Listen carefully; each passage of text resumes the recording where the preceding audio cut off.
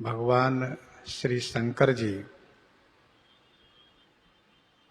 सिंहासनासीन राजाधिराज आनंद कंद श्री राम जी के सन्मुख स्तुति कर रहे हैं। स्तुति में उन्होंने कहा कि हे हरि, मैं आपके नाम को जाप करता हूँ और मैं नमस्कार करता हूँ। आप भवरोग को समाप्त करने के लिए महान औषधि स्वरूप हैं तथा अभिमान के शत्रु हैं आप। हे श्री रमणम, आप गुण शील कृपा के परम स्थान हैं। मैं आपको निरंतर प्रणाम करता हूँ। हे रघुनंदन, आप मेरे द्वंद्व समूहों को नाश कर दीजिए। हे महिपाल राजाधिराज, मुझ दीन जन की ओर देखिए, अवलोकन कीजिए। भगवान भोलेनाथ श्री राम जी की कृपा अवलोकनी के लिए दीन जन बन रहे हैं। अर्थात भगवान शिव यह कहते हैं कि श्री राम जी के दरबार में दीन बन करके जाओ तो अवश्य तुम्हारा मनोरथ पूरा होगा, क्योंकि जहि दीन पियारे वेद पुकारे द्रवौ सुश्री भगवाना। यही दरबार दीन को आदर। इस दरबार में दीन जनों को आदर दिया जाता है। जब श्री राम जी ने श्री शंकर जी की ओर देखा तब श्री शंकर जी ने कहा, बार बार बर मांगऊ हरस देहु श्री रंग पद सरोज अनपायनी भगति सदा सतसंग। हे श्री रंग, श्रीपति, श्री रमन, श्री सीतापति, मैं आपसे बार बार यह वर मांग रहा हूं। हरसि देहु, हरसि माने प्रसन्नता पूर्वक मुझे प्रदान कीजिए, खुश होकर के दीजिए। क्या चाहिए? श्री राम जी ने पूछा। तब भोलेनाथ ने कहा कि पद सरोज अनपायनी भगति तथा सदा सतसंग। पद सरोज माने चरण कमल की अनपायनी भक्ति और सदा माने हमेशा सत्संग प्रदान कीजिए। बार बार वर मांगो, एक बार नहीं अनेक बार।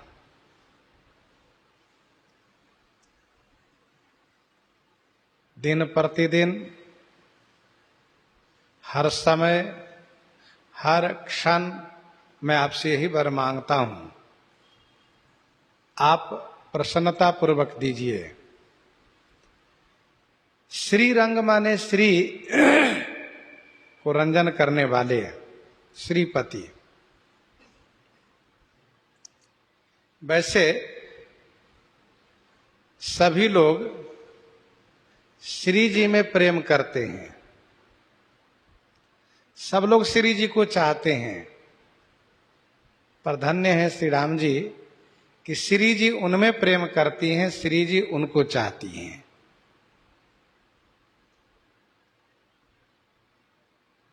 आप श्री रंग हैं, श्री जी को रंजन करने वाले, आनंद प्रदान करने वाले हैं।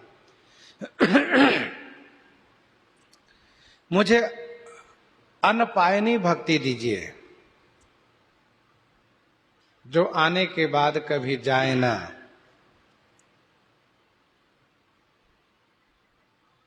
अर्थात अविरल, अविच्छिन्न, अविनाशिनी, यही अनपायनी भक्ति है। अनपायनी शब्द का सीधा अर्थ यदि हम लोग करें तो सीधा अर्थ यह होगा कि अनपायनी माने बिना पांव की भक्ति। बिना पांव की भक्ति अर्थात जब उनमें पांव ही नहीं है तो वे जाएंगी नहीं। जिसका अभिप्राय यह है कि भक्ति हमें स्थिर भक्ति चाहिए। ऐसा न हो कि आज भक्ति आई कल चली जाए, सो नहीं। अविनाशिनी, अविच्छिन्न भक्ति चाहिए और हमेशा सत्संग प्राप्त होना चाहिए। भक्ति और सत्संग दो चीज भगवान शिव मांग कर रहे हैं, और संसार में यदि विचार करके देखें तो यही दोनों दुर्लभ है। सत्संगति दुर्लभ संसारा, और भक्ति दुर्लभ है। सबते सो दुर्लभ सुरराया, राम भगति रत गत मद माया। ये दुर्लभ है।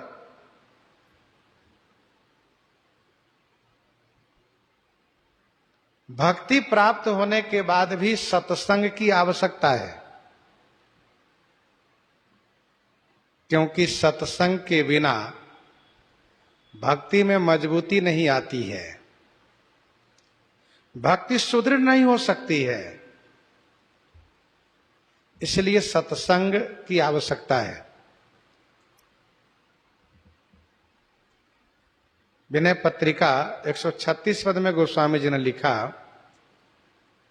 बिनु सत्संग भगति नहीं होई, ते तब मिले द्रवै जब सोई। बिनु सत्संग भगति नहीं होई, बिना सत्संग के भक्ति हो नहीं सकती। इसलिए प्रथम भगति संतन कर संगा। सत्संग से भक्ति में मजबूती आती है। भक्ति प्राप्त हो गई और यदि सत्संग नहीं मिला तो धीरे धीरे करके भक्ति कमजोर पड़ जाती है। वह सत्संग भी किस काम का जिस सत्संग से भक्ति न मिलती हो। इसलिए दोनों चाहिए, भक्ति और सत्संग दोनों चाहिए। सत्संग अर्थात संतों की संगति हो, सत्संग अर्थात सत्य की संगति हो, सत्य स्वरूप जो श्री राम जी हैं उनकी प्राप्ति की संगति हो।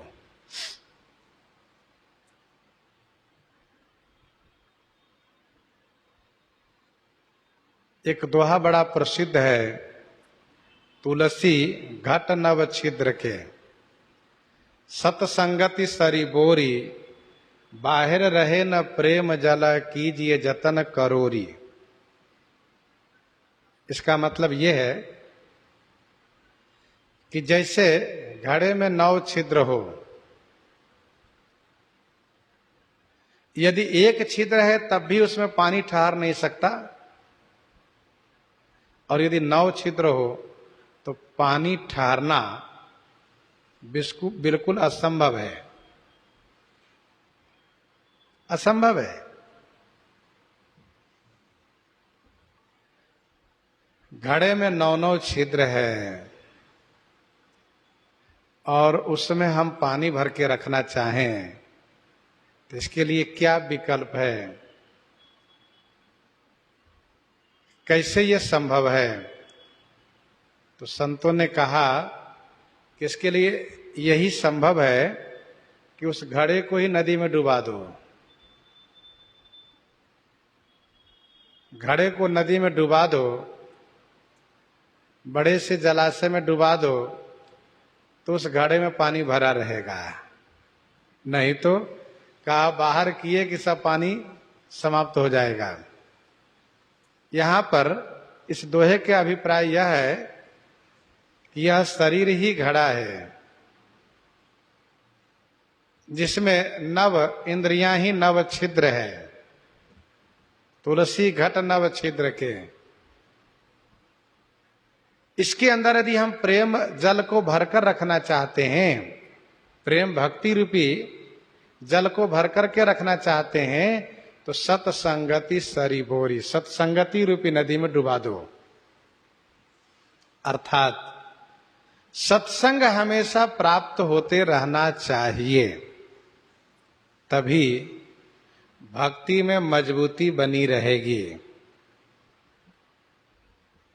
जितने महापुरुष हुए हैं वह हैं,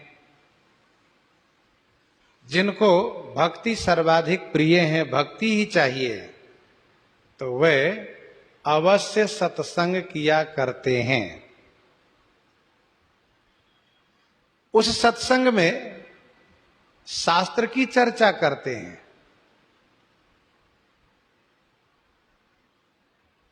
उस शास्त्र की चर्चा करते हैं जिसमें ज्ञान, वैराग्य और भक्ति की बात कही गई हो, भगवान और भक्त के चरित गाए गए हों, उसी के द्वारा सत्संग करते हैं। तो भगवान भोलेनाथ ने ये कहा कि हे रघुनंदन, मुझे भक्ति भी दीजिए और सत्संग भी दीजिए। मुझे सत्संग चाहिए।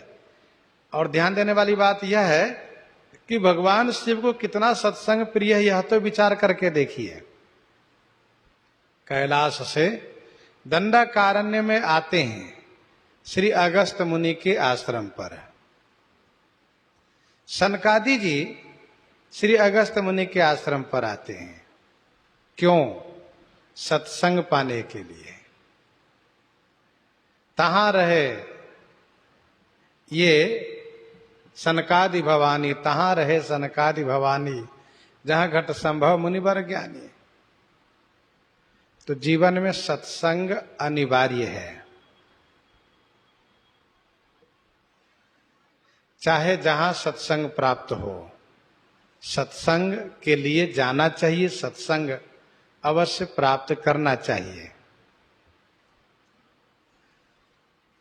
तो भगति सदा सत्संग, भक्ति की प्राप्ति सत्संग से है, और वह सत्संग सत्संग नहीं जिससे भक्ति की प्राप्ति न होती हो। भगवान शिव ने मांग किया दोनों। बरनि उमापति राम गुना, हरसि गए कैलास, तब प्रभु कपिन दिवाये, सब विधि सुख प्रद वास, सब विधि सुख प्रद वास। जैसे भगवान शिव ने यहां मांग किए, वैसे श्री परीक्षित जी महाराज भी उन ऋषि श्रेष्ठों से मांग किए कि उन अनंत के चरणों में भक्ति बनी रहे और सदैव सत्संग मुझे मिलता रहे, चाहे जहां जन्म हो। भगवान शिव श्री राम गुण वर्णन करके, बरनि उमापति राम गुण, हरसि गए कैलास, श्री राम गुण को हरसी माने प्रसन्नता पूर्वक वर्णन करके उमापति भगवान शिव हरसी माने प्रसन्नता के साथ कैलाश की ओर प्रस्थान किए। तब प्रभु श्री राघवेंद्र सरकार अपने सखाओं को, कपियों को सब विधि सुखप्रद वास, सब विधि सुख देने वाला निवास स्थान दिवाए माने दिलवाए।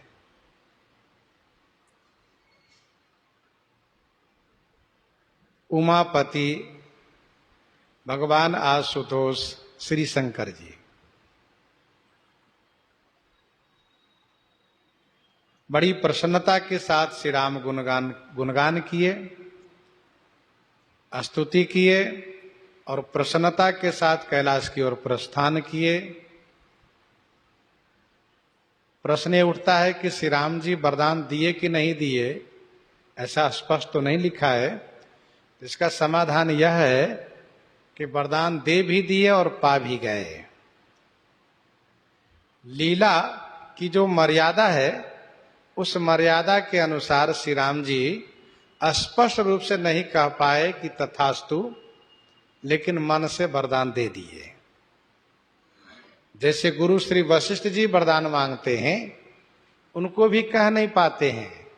जो गुरुजन लोग हैं, पूज्य लोग हैं, जिनको श्री राम जी स्वयं पूजा करते हैं और वे भी भक्ति मांगते हैं, तो लीला की मर्यादा में कैसे कहेंगे तथास्तु।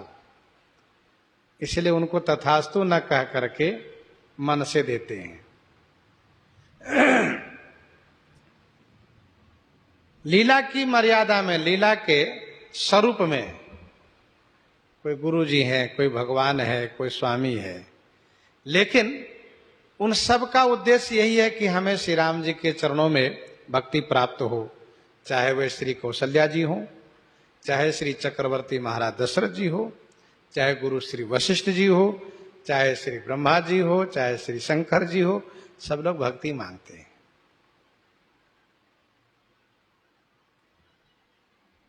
इस प्रसंग का उपक्रम है बैन ते सुन शंभु तब आए जहां रघुवीर। और अब उपसंहार लगा।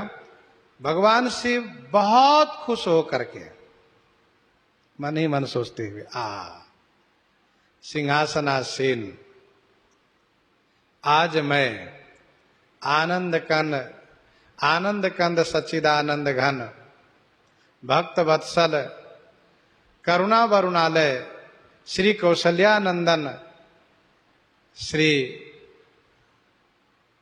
राघवेंद्र सरकार को मैंने दर्शन किया और मैंने मांगा और मुझे प्राप्त हुआ भक्ति और सत्संग। देखो, जीवन में भक्ति और सत्संग यदि मिल जाए तो समझ लो सब कुछ मिल गया।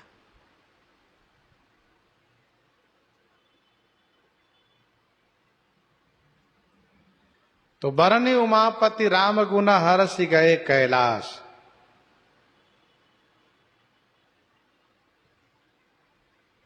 अब श्री राम जी संध्या काल में फुर्सत पाए हैं। तब श्री राम जी ने अपने मंत्रियों से कहा, सेवकों से कहा कि आप लोग मेरे इन मित्रों को निवास स्थान दीजिए। वैसे अन्य रामायण में इन वानर सखाओं को पहले ही निवास स्थान दे दिया गया है, परंतु मानस कल्प की कथा में जिस दिन श्री राम जी आए, आते ही श्री गुरु वशिष्ठ जी महाराज तिलकोत्सव की तैयारी में लग गए और उस दिन श्री राम जी को तिलक किया गया। उसी उत्सव में सब डूबे रह गए। रही बात स्नान आदि की, तो श्री राम जी सबको पहले स्नान करवा चुके हैं। प्रथम सखन अनुभाव हो जाए, तो वही आए हुए मेहमान को स्नान पहले करा चुके हैं। तिलकोत्सव में सब लोग लग गए, सम्मिलित हो गए। एक बड़ी बात यह है कि सभी सखा लोग मनुष्य रूप में हैं। अब संध्या होने पर श्री राम जी सबको निवास स्थान दिलवाए, अर्थात यह पूरा चरित एक दिन का है, जो अभी तक द्वार संख्या 14 तक हम लोग श्रवण करते आए हैं।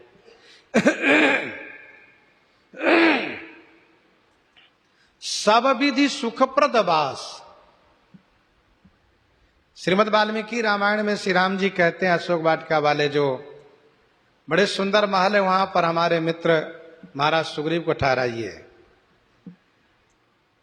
मानसकार कहते हैं कि श्री राम जी ने अपने सेवकों से कहा कि हमारे मित्रों को वह निवास स्थान दीजिए, कौन सा, जो सब विधि सुखप्रद है।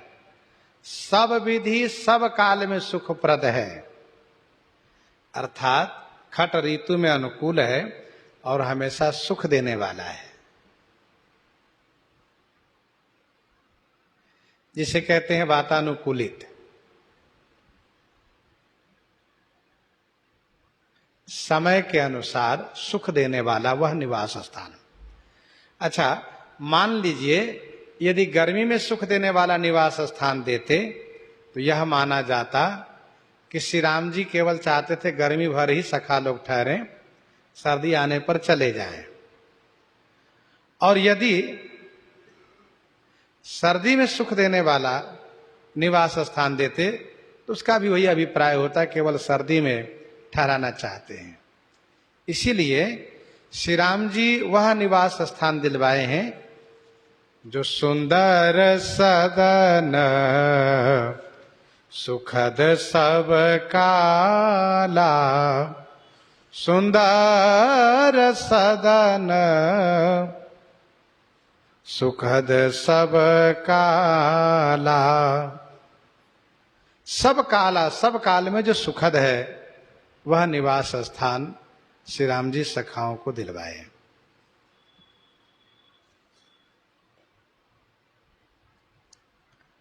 आगे कथा का महात्म श्री कागभूषुंडी जी सुना रहे हैं।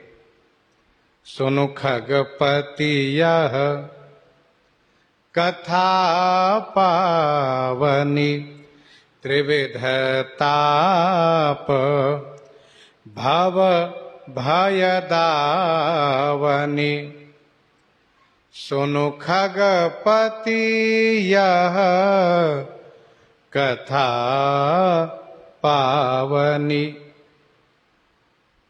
हे पक्षीराज सुनिए, यह कथा पावनी, यह कथा पवित्र है। त्रिविध ताप भव भय दावनी। त्रिविध ताप माने 3 प्रकार के ताप, और भव भय को दावनी माने नष्ट करने वाली हैं। यह कथा कौन सी कथा? श्री राम जी के राज्य तिलकोत्सव की कथा, जो प्रारंभ होती है अवधपुरी अति रुचिर बनाई, देवन सुमन वृष्टि झरी लाई। वहां से लेकर के सुनु कागपतिया कथा पावने, त्रिविध ताप भव भय दावने। 3 प्रकार के जो ताप है तथा जो भव भय है उसको समाप्त करने वाली कथा है। यह पावनी कथा है, अर्थात पावन गंग तरंग माल से,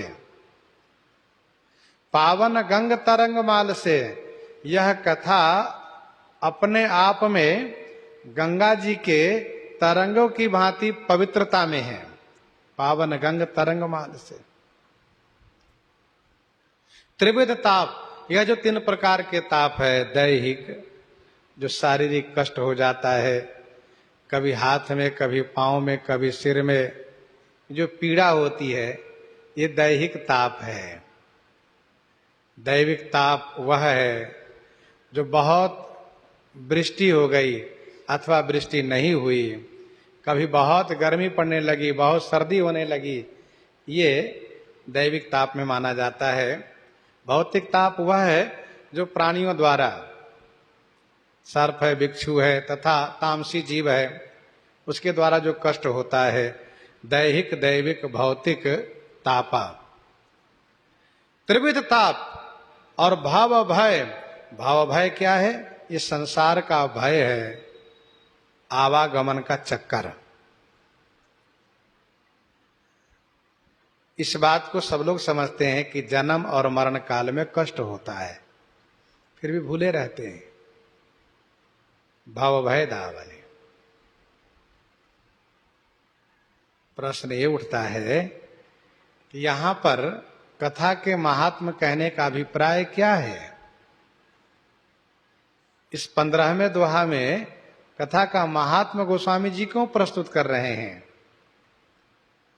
क्यों? कथा विश्राम करने की स्थिति में है क्या?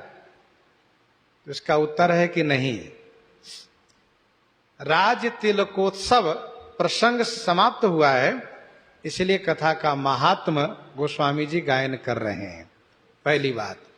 दूसरी बात यह है कि श्रीमद् वाल्मीकि रामायण में व अध्यात्म रामायण में लंका कांड की समाप्ति यहीं पर की गई है।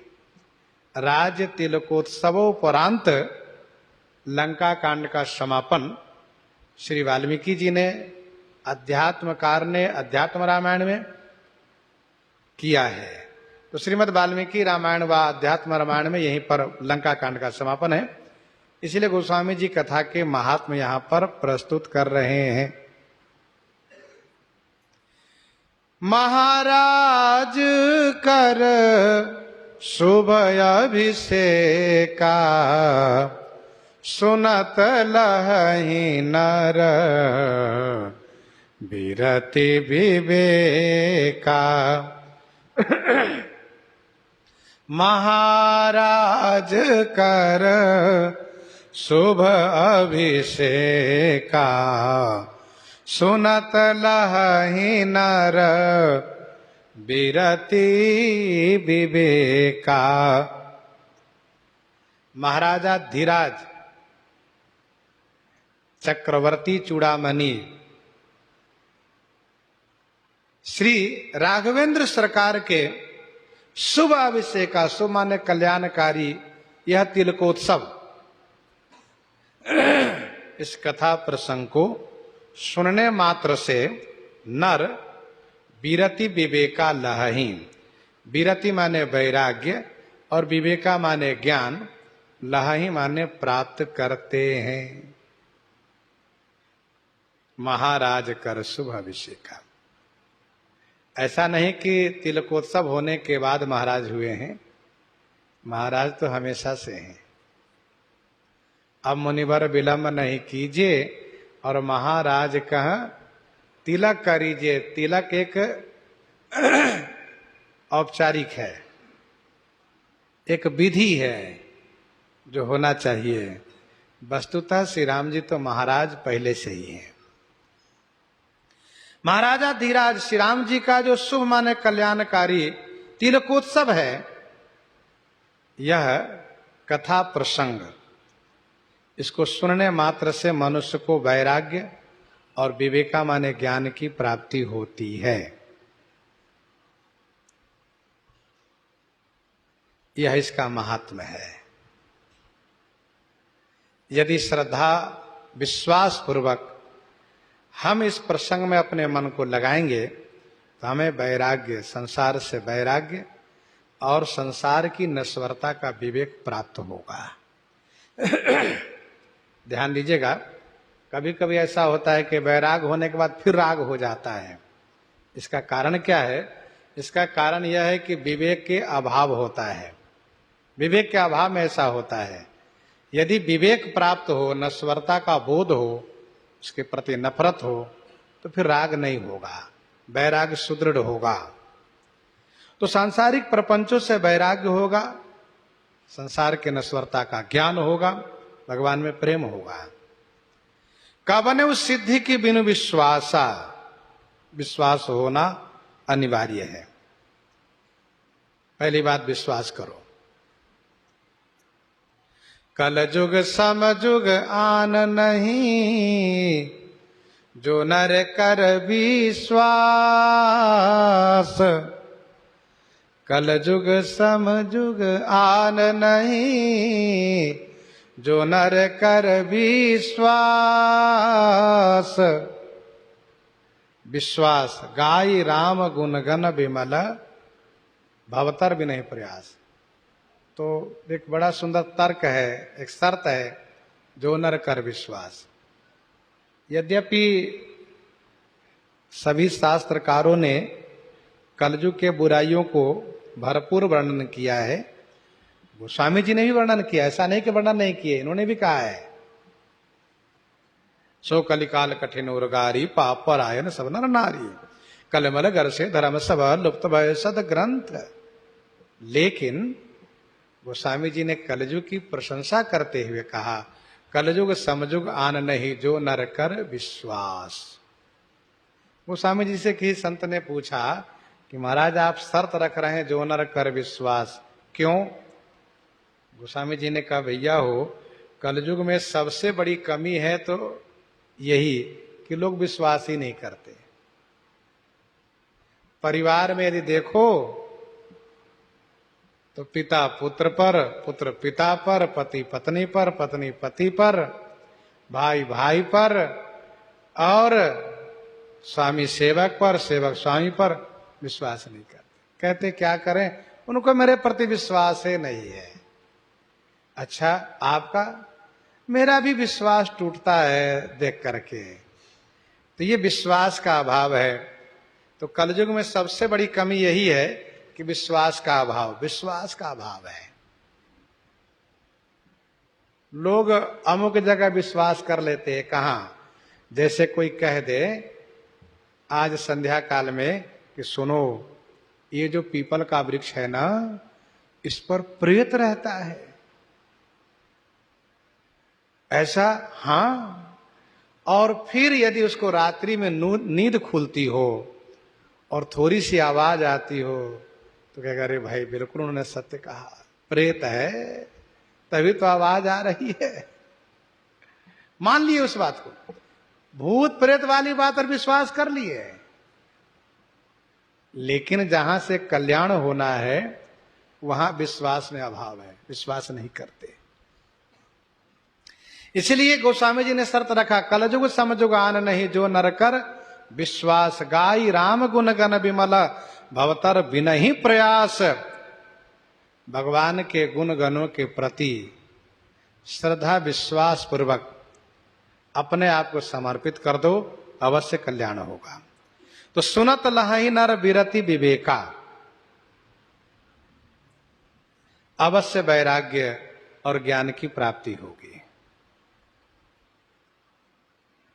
कोई कहते हो कि हम तो हमेशा कथा ही सुनते रहते हैं, कथा गाते, फिर भी वैराग्य नहीं हुआ। तो इसका कारण यह है कि हमारे मन में कोई ना कोई अपेक्षा चाहना रही है, तो कथा से उसकी पूर्ति होती है, जिसके बारे में आगे कहा जा रहा है अगली पंक्ति में। तो सुनत लहहि नर विरति विवेका, क्या सुनते ही वैराग्य प्राप्त होगा, ज्ञान प्राप्त होगा? कहा, बिल्कुल सत्य है। कथा सुनते ही ज्ञान वैराग्य प्राप्त होगा, ये बिल्कुल सत्य है। श्रवण तो करो, अवश्य ज्ञान होगा, अवश्य वैराग्य होगा। जैसे मरघट में जाने पर लोगों को सहज रूप से वैराग्य होता है, मरघट में श्मशान में जाने पर सहज रूप में वैराग्य होता है, उसको वहां वैराग्य शिक्षा नहीं देनी पड़ती है। उनको ये नहीं कहना पड़ता है कि देखो भैया संसार नश्वर है, कोई साथ देता नहीं, कोई साथ जाता नहीं, ये कहना नहीं पड़ता है। श्मशान में जा करके जैसे वह चिता को जलते देखता है तो वह इस बात को मान लेता है कि बिल्कुल सत्य है, कहीं कुछ है नहीं, झूठे हम परेशान हैं, केस मुकदमा लड़ाई झगड़ा बवाल के चक्कर में कुछ गया। देखो अभी काफी दिन तक जिंदा रह सकता था और बहुत कुछ कर सकता था, चला गया, गया, इसका खेल खत्म हो गया। ये बैराग आता है और मन ही मन उसको आता है कि अरे अब हम भी थोड़ा प्रपंच से उदास रहे, मुक्त हो जाए। फिर ये कब तक रहता है? जब तक उस मरघट में, स्मशान में हो। जैसे वहां से निकलते हैं, उसको कहते हैं मसानी बैराग। मसानी बैराग स्मशान का बैराग है वो। जैसे वहां से चला और थोड़ी दूर पर आए तो इसके बाद फिर उधर की बात सब भूल गए। वैसे कथा में भी बैराग आता है। जसी सुधी होती मरघटा, जसी सुधी सुने पुराण, तसी सुधी रही जो सर्वदा,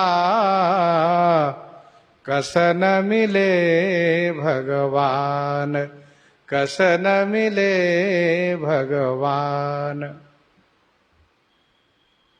जैसे सुधी होती मरघटा, जैसे सुधी सुने पुराण। तो कथा में वैराग्य होता है, ज्ञान भी होता है।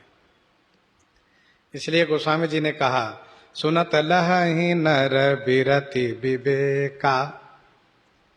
तो स्मशान वाला वैराग्य, कथा वाला वैराग्य को अस्थाई हम बनाए रखें तो उसके लिए क्या करना चाहिए? तो इसीलिए संतों ने कहा कि स्मशान के बगल में कुटिया बना के भजन करो तो वहां वैराग्य बना रहेगा। जब दास श्री अयोध्या जी में आया तो पता चला कि मधुकरियों का निवास है राम घाट में, श्री सरयू जी के तट पर अभी भी है। और अब कम है, उस समय बहुत ज्यादा मधुकरियों का निवास पाया जाता रहा। तो मन में एक जिज्ञासा होती रही कि आखिर इतना दूर श्री सरयू जी के तट पर यहाँ क्यों रहते हैं सब? तो पता चला कि पास में जो रोज चीता जलती रहती, इसीलिए जलती हुई चिता को देखने से वैराग्य मजबूत बना रहता है, इसीलिए। तो श्मशान के पास भजन करने वाले को वैराग्य मजबूत बना रहता है। उनको घर मकान दुकान के लिए मन नहीं जाता है, क्या करोगे बना कर, एक दिन जब यहीं आना है तो राम राम कर लो। वैसे ही सत्संग का वैराग्य बनाए रखने के लिए सत्संग में हमेशा रहना चाहिए। कथा हमेशा कहो, कथा गायन श्रवण करो तो वैराग्य सुदृढ़ बना रहेगा। तुरंत प्राप्त होता है? कहां, बिल्कुल तुरंत प्राप्त होता है, इसमें कोई संदेह नहीं है। भक्तमाल जी में वर्णन है 494 कवित्त में, श्री चतुर्भुजदास जी महाराज कथा सुना रहे थे। श्री चतुर्भुजदास जी महाराज कथा सुना रहे थे। उनका बड़ा प्रभाव था, लोग बड़े भाव से कथा सुनते थे और कथा से लाभान्वित भी होते थे। संत थे, संतों को साथ में लेकर के अमुक गांव में ठहरते थे, कथा सुनाते थे, लोग कल्याण करते थे। जड़ जीवन को करई सचेता, जगमाही विचरत यही हेता। तो कथा सुना रहे थे। एक दिन कथा में चोर लोग भागते हुए आए और श्री चतुर्भुजदास जी के पास में बैठ करके कथा सुनने लगे। भागते क्यों आए? क्योंकि उसको सिपाहियों ने पीछा किया था, इसलिए वे भागते हुए जब देखे कि अब हम पकड़े जाएंगे तो उसको समझ में आया कि कथा में ही छुपने से हम बच सकते हैं, तो जाकर कथा में बैठ गए। सिपाहियों ने देखा, अच्छा तुम यहाँ बैठे हो, बैठे रहो, अब हम कथा में विक्षेप नहीं करेंगे। आजकल के सिपाही हो तो शायद कथा में ही विरोध करना, विक्षेप करते वहीं पहुंच जाए, लेकिन उस समय के सिपाही लोग भी बड़े समझदार थे कि नहीं, धर्म कर्म पूजा पाठ कथा में विक्षेप नहीं करना चाहिए, थोड़ी प्रतीक्षा हम कर लें। तो उसने प्रतीक्षा की।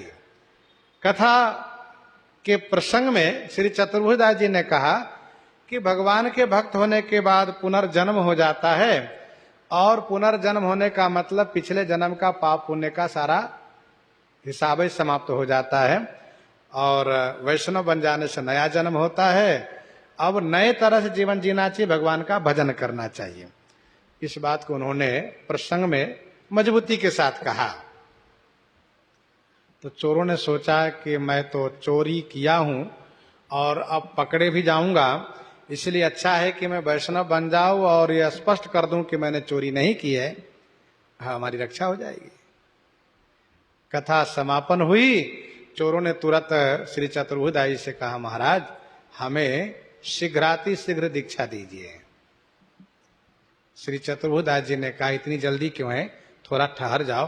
कहा नहीं नहीं महाराज, शरीर का कोई भरोसा नहीं, किसी भी क्षण शरीर छूट जाएगा और कोई भी बात आ सकती है। अभी मन में सुंदर विचार आया है, विचार बदल भी तो सकता है, होता है। मन में पवित्र विचार आया हो और उसको आप क्रियान्वित न करिए तो वह बदल जाता है, मन टाल देता है, अरे अब बाद में कर लेंगे।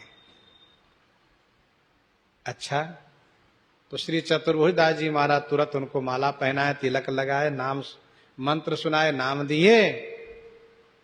अब वो बड़ा प्रसन्न हो गया, खुश हो गया। इसके बाद सिपाही ये सब तमाशा देख रहे हैं, ये क्या हो रहा है। बाबा तो चेला भी बना लिए, ये चेला बन गया ये लोग। कोई बात नहीं है, अभी भाग तो नहीं रहा है। ने कहा नहीं। सिपाहियों ने जाकर पकड़ लिया, कहा सुनो, ये मत सोचो कि हम बाबा के चेला बन जाएंगे, बहुत बड़े महाराज हैं, इनका बड़ा नाम है, तो इनके प्रभाव से तुम बच जाओगे, ऐसा कुछ नहीं होने वाला है। और तुम इस भरम में भी मत रहो कि महाराज के चेला बन जाने से हम राजदंड से बच जाएंगे। अब कोई बड़े अपराधी हो, कोई जगत गुरु के चेला बने, उन जगत गुरु का जिनका शासन प्रशासन में पैठ हो, पहुंच हो, उनके चेला बन जाए तो सोचे कि नहीं नहीं हमारा अपराध क्षम्य हो जाएगा। ये संभव नहीं है। अपराध यदि किया है तो अपराध का दंड मिलेगा। सिपाहियों ने कहा चलो अब हम अपने राजा के पास ले चलते हैं। कहा चलो, हमको डरने वाले थोड़े ना है, चलो। लेकर आए राजा के पास। सिपाहियों ने कहा महाराज इन्होंने ही चोरी की है और इनको हमने रंगे हाथे पकड़ा है और ये श्री चतुर्भुजदास जी का चेला बनकर के बचना चाहता है। राजा ने कहा क्यों, जो सिपाही कह रहे वह सही है कि नहीं। इन लोगों ने कहा महाराज मैं प्रतिज्ञा पूर्वक कहता हूं, शपथ पूर्वक कहता हूं, इस जन्म में मैंने कोई चोरी की ही नहीं है। आपके सिपाहियों ने झूठे हमें पकड़ लिया है। राजा ने कहा क्यों सिपाही, क्या ये सत्य कह रहा है। कहा नहीं महाराज, इसने चोरी की है। फिर से पूछा राजा ने कि तुम लोगों ने चोरी की है। कहा हमने इस जन्म में चोरी नहीं की है महाराज, इस जन्म में हमने चोरी, ये शब्द रख रहा है, इस जन्म में हमने चोरी नहीं की है। ऐसा तो कहा इसकी परीक्षा हो जाए। क्या परीक्षा होगी। कहा अग्नि परीक्षा लेंगे। राजा ने तुरंत लोहा को लाल करवाया, गर्म करवाया और पीपल के पत्ते को उसके चोरों के हाथ पर रख करके उसके ऊपर लोहा का फाल जो गर्म किया गया था, लाल किया गया था, रखा गया। लेकिन उसके मन में दृढ़ विश्वास है कि हमने इस जन्म में चोरी नहीं की है तो नहीं की है, मेरा दूसरा जन्म हो गया है, मैंने चोरी आदि की पिछले जन्म में, इस जन्म मैंने चोरी नहीं की है और मैं इस जन्म पवित्र हूं, मेरा आदि तो जन्म हुआ है। सचमुच उसका हाथ नहीं जला। हाथ नहीं जला तो राजा सिपाही पर बड़े नाराज हो गए। राजा ने कहा सिपाहियों तुम लोग इस प्रकार से निरपराधी प्रजा को दंडित कराने के लिए मेरी सभा में लाते हो, इसलिए दंड के भागी तुम हो, तुम्हें दंड दिया जाएगा। अब जब तुम्हें दंड दिया जाएगा इस प्रकार के राजा ने घोषणा किया, तब उन्होंने कहा महाराज मेरी एक प्रार्थना है, हमने पिछले जन्म में चोरी की थी, ये सत्य है। अरे सिपाही तो कह रहे आज चोरी किए हो तुम। कहा महाराज आज ही हमारा दूसरा जन्म हुआ है, आज ही जन्म लिया, आज ही इतने बड़े हो गए। कहा हाँ महाराज, आज हम वैष्णवीय दीक्षा लेकर के, वैष्णव होकर के हम भक्त बन गए और हमारे गुरुजी महाराज श्री स्वामी चतुर्भुजदास जी ने कहा कि जो वैष्णव बनता है उसका दूसरा जन्म हो जाता है और उसके पिछले जन्म का पाप पुण्य समाप्त हो जाता है, इसीलिए हमारा दूसरा जन्म हो गया, अब हम इस जन्म में पवित्र हैं, इसलिए अग्नि परीक्षा में भी हम पास हो गए। पर महाराज हम आपसे कहेंगे कि इन सिपाहियों को दंडित ना किया जाए क्योंकि हमने चोरी पिछले जन्म में की थी। इस कथा को यहां पर प्रस्तुत करने का अभिप्राय यह है कि सुनत लहहि नर बिरति विवेका, विश्वास उन चोरों को हो गया, इसलिए उनको उस कथा से तुरंत लाभ हुआ। विश्वास की बात है। भगवान के नाम रूप लीला धाम की अनंत महिमा है। जो विश्वास जितना अधिक कर लेता है वह उतना ही अधिक लाभान्वित हो जाता है। आगे कहते हैं, जैसा काम नर सुनहि जे गावहि, सुख संपत्ति ना विधि पावहि, जे सकाम नर सुनहि जे गावहि, जे सकाम नर सुनहि जे गावहि। जे माने जो कोई, यहां किसी के लिए नहीं कहा गया कि अमुक ही गायन करेंगे, वह सुनेंगे। न किसी जाति विशेष, न किसी समाज विशेष, न किसी धर्म विशेष, न किसी क्षेत्र विशेष, सबके लिए है। जे सकाम नर सुनहि जे गावहि। जो कोई सकाम हो करके इस कथा को श्रवण करते हैं अथवा गायन करते हैं, दोनों का लाभ एक ही जैसा होगा। श्रवण करें या गायन करें, लाभ क्या होगा? कहा सुख संपत्ति नाना विधि पावहि। नाना विधि अनेक प्रकार से सुख संपत्ति प्राप्त करेंगे। सकाम हो करके कथा गायन श्रवण करने वाले भी अनेक प्रकार से सुख संपत्ति प्राप्त करेंगे। सकाम है, कामना है, तो उस कामना की पूर्ति होगी।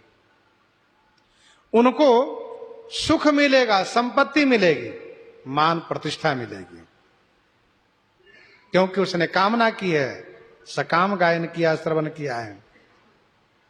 सुर दुर्लभ सुख करी जग माही, अंतकाल रघुपति पुर जाही। सुर दुर्लभ सुख करी जग माही। जग माही सुर दुर्लभ सुख करी। जग माही माने संसार में सुर दुर्लभ, देव दुर्लभ सुख प्राप्त करके अंतकाल रघुपति पुर जाही। अंतकाल माने अंत समय में श्री रघुनाथ जी के धाम को जाएंगे। अंतकाल रघुपतिपुर जाहि। यह रघुपतिपुर त्रिपाद विभूति में भी है और एक पाद विभूति में भी है, अर्थात प्रकृति में भी है और नित्य धाम में भी है। रघुपतिपुर श्री अयोध्या जी, लीला भूमि श्री अयोध्या जी प्रकृति में है, जहां हम लोग बैठ करके कथा गायन श्रवण कर रहे हैं, कथन श्रवण कर रहे हैं। और नित्य धाम में भी श्री अयोध्या जी है। मम धामदा पुरी सुख राशि।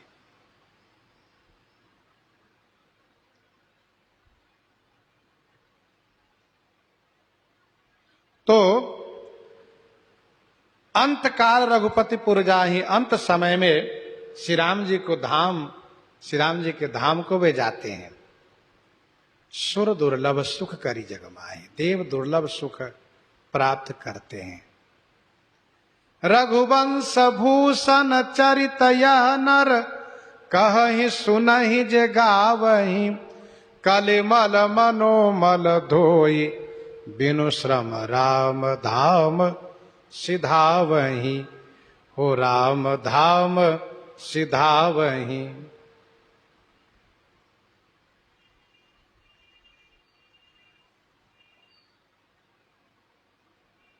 श्रीमद् भागवत जी में वर्णन है, महात्म्य में वर्णन है। श्री सुखदेव जी महाराज श्री परीक्षित जी को कथा सुनाने के लिए जब तैयार होते हैं तो इस समय देवता लोग अमृत लेकर आते हैं और कहते हैं कि आप अमृत श्री परीक्षित जी को पिला दीजिए और कथा हमें दे दीजिए, कथा अमृत हमें दे दीजिए। तो श्री सुखदेव जी देवताओं को अनाधिकारी जान करके वापस कर देते हैं कि तुम लोग कथा के अधिकारी नहीं हो, जाओ। ये कथा अमृत बदलने की वस्तु नहीं है। कथा गायन श्रवण में सुर दुर्लभ सुख प्राप्त होता है। वो कैसे? तो गोस्वामी जी ने लिखा कि तात स्वर्ग अपवर्ग सुख धैर्य तुला एक अंग तुलनता ही सकल मिली जो सुख लव सतसंग। स्वर्ग और अपवर्ग का सुख तराजू के एक पलरे पर रख करके और दूसरे पलरे पर लव मात्र क्षणिक सत्संग का सुख रखा जाए, तब भी इसके बराबर वह सुख नहीं कर सकते। तो यह सुर दुर्लभ सुख है, देव दुर्लभ सुख। भगवान श्री राघवेंद्र की कथा में मन लगाने वाले को सुर दुर्लभ सुख प्राप्त होता है। गायन श्रवण करने वाले दोनों को बहुत बड़ा लाभ मिलता है। सुर दुर्लभ सुख करी जग माही अंत काल रघुपति पुर जाहि। श्री गोकर्ण जी ने कथा सुनाई धुंधकारी को, उसके लिए विमान आया। गोकर्ण जी ने कहा यह तो पक्षपात वाली बात हो गई। क्यों? कथा सबने सुनी है, विमान एक लेकर आए हो आप। कहा महाराज जिस प्रकार से कथा धुंधकारी ने सुनी है उस प्रकार से सबने कथा नहीं सुनी है। पूछ लीजिए, सामने बैठे हैं, कथा बैठे हैं, घर परिवार की याद कर रहे थे, किसी का मन वहां किसी का मन वहां जा रहा था। ये बेचारा उस बांस के खोखले में बैठ करके और कथा सुनना, कथा को चिंतन करना, इसलिए इसके लिए हम विमान लेकर आए। श्री गोकर्ण जी ने कहा यदि सबको मुक्त होना हो, सबके लिए विमान लाना हो तो क्या करना चाहिए? कहा इन सबको बताइए कि दत्त चित्त हो करके धुंधकारी के जैसे कथा श्रवण करें, इन सबके लिए विमान लेकर हम लोग आएंगे। तो श्री गोकर्ण जी ने पूछा क्यों श्रोताओं, आप सब भगवान के धाम जाना चाहते हो? देखो ऐसे विमान पर जाना चाहते हो? कहा अवश्य महाराज। तो कहा फिर से हम कथा आयोजन करते, फिर कथा सुनो। और गोकर्ण ने कथा सुनाई और फिर सबके लिए विमान आया। तो ऐसा नहीं सोचना है श्रोताओं को कि केवल वक्ता के लिए विमान आएगा, श्रोता के लिए नहीं आएगा, सो बात नहीं है।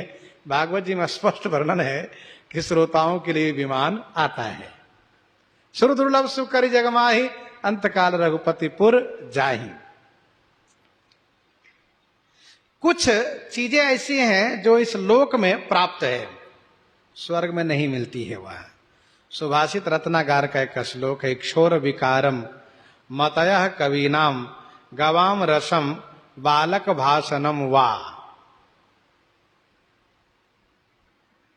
गन्ने के रस से बनने वाले जो मिष्टान है, पहले गुड़ बनाए जाते हैं, ये सब स्वर्ग में नहीं होते। इसलिए देवी देवताओं की पूजा में कहा जाता है शक्कर गुड़ का प्रयोग जरूर करो। गुड़ होना चाहिए, शक्कर होना चाहिए। इक्षोर विकारम मतयः कवीनाम, नई नई कविताएं। और इसके बाद गवाम रसम, गोरस अर्थात गौ का दूध, दही, घी इत्यादि। तथा बालक भाषणम वा, नन्हे मुन्ने बच्चों की तोतली वाणी स्वर्ग में दुर्लभ है। वहां सृजन कार्य बंद है, वहां नए बच्चे नहीं होते हैं। तो ये देवताओं के लिए दुर्लभ सुख है, देवताओं को ये सब नहीं मिलता है। ये मनुष्य लोग से अपेक्षा करते, चाहना करते हैं। हम लोग देवी देवता को मनाते हैं कि हमको बालक हो, चाहे हमें इस प्रकार से परिवार में संवर्धन हो, सुख संपत्ति, हम आपकी पूजा करेंगे। तो देवता हम मनुष्यों के मनोरथ को पूरा करते हैं, हम इन वस्तुओं से उनकी पूजा करते हैं। और इसके बाद कहा तांबुल भक्ति ललना कटाक्षम। तांबुल, पान वहां नहीं मिलता है, पान की खेती यहीं होती है, पान बीरा यहीं मिलता है। ये सुभाषित रत्नागार का श्लोक है, बहुत प्रसिद्ध श्लोक है। इक्षोर विकारम मतया कवि नाम गवाम रसम बालक भाषणम वा तांबुल भक्तिम ललना कटाक्षम नैते पदार्थ ही भवंती स्वर्गे। ये सब चीजें स्वर्ग में नहीं है।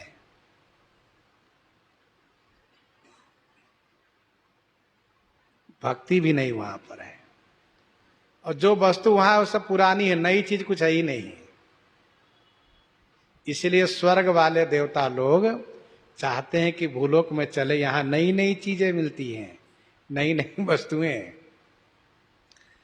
तो गोस्वामी जी ने यहां पर कहा, सुर दुर्लभ सुख करि जग माही अंत काल रघु पतिपुर जाहि सुनहि विमुक्त बिरत अरु बिसई लहहि भगति गति संपत्ति नई।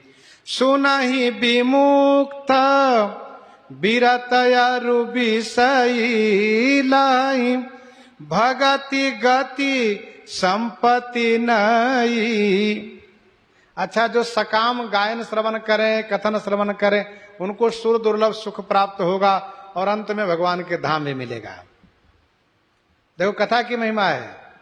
यदि यहां पर जिसको बहुत सुख भोग मिलता है तो लोग कहते ठीक है यहीं सुख भोग लो, अब आगे नरक की तैयारी करो, क्योंकि यहां पुण्य का सुख भोग लोगे तो आगे नरक ही मिलेगा। लेकिन कथा के प्रभाव से यहां देव दुर्लभ सुख तो मिलेगा ही, लेकिन अंतकाल रघुपतिपुर जाहि, उनको नरक नहीं जाना है, स्वर्ग भी नहीं, भगवान के धाम उनको मिलेगा। ये सकामियों की बात हुई। और जो निष्काम है वे कहा सुनहि विमुक्त बिरत अरु बिसई। जो विमुक्त हैं, विरत वैराग्यवान हैं, विषयी हैं, वे जब कथा श्रवण करते हैं तो वे लहहि भगति गति संपत्ति नई। वे भगति गति और संपत्ति की प्राप्ति करते हैं। जथा कर्मालंकार अर्थ लगाना चाहिए।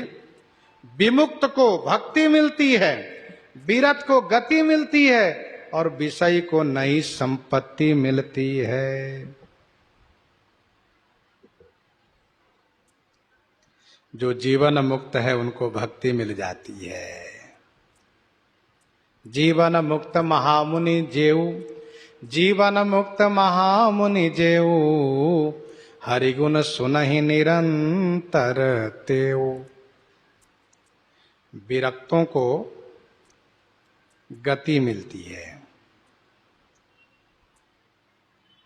शुभ गति की प्राप्ति होती है, और जो विषयी हैं उनको नई संपत्ति की प्राप्ति होती है, नूतन सुख संपत्ति की प्राप्ति होती है। अर्थात विषयी न कह पुनि हरिगुण ग्रामा श्रवण सुखद अरु मन अभिरामा। देखो जीव तीन प्रकार के हैं, विषयी साधक सिद्ध। विषयी साधक में विरति और सिद्ध में ये जो है यहां पर विमुक्त है। कथा से तीनों को लाभ होता है। सुना ही विमुक्त विरत और विषयी लहाई भगति गति संपत्ति नई। नई संपत्ति का मतलब क्या है? नई संपत्ति अर्थात उसको संपत्ति में नवीनता बनी रहती है। सुख संपत्ति रोज नई मिलती रहती है उसको। ये कथा का प्रभाव है। खगपति राम कथा में बरनी स्वमति विलास त्रास दुख हरनी। खगपति राम कथा में बरनी। हे पक्षीराज, मैंने यह कथा वर्णन की, कथा गाई। स्वमति विलास, स्वमति विलास माने अपनी बुद्धि के अनुसार, स्व माने अपनी, मति माने बुद्धि के, विलास माने अनुसार। त्रास दुख हरनी, यह कथा त्रास माने डर और दुख को हरण करती है, वैराग्य ज्ञान भक्ति को दृढ़ करती है, मोह नदी से पार कर देती हैं। इस प्रकार से कथा की महिमा को श्री काकभुसुंडी जी श्री पक्षीराज गरुड़ जी के सामने गायन कर रहे हैं। प्रसंग को हम आप वहीं पर हृदयंगम करते हैं। आइए श्रवण करते हैं श्री भक्तमाल जी से। श्री राम नाम के गर्जना हो जाए संत भगवान से, जुगल गर्जना हो जाए संत भगवान से।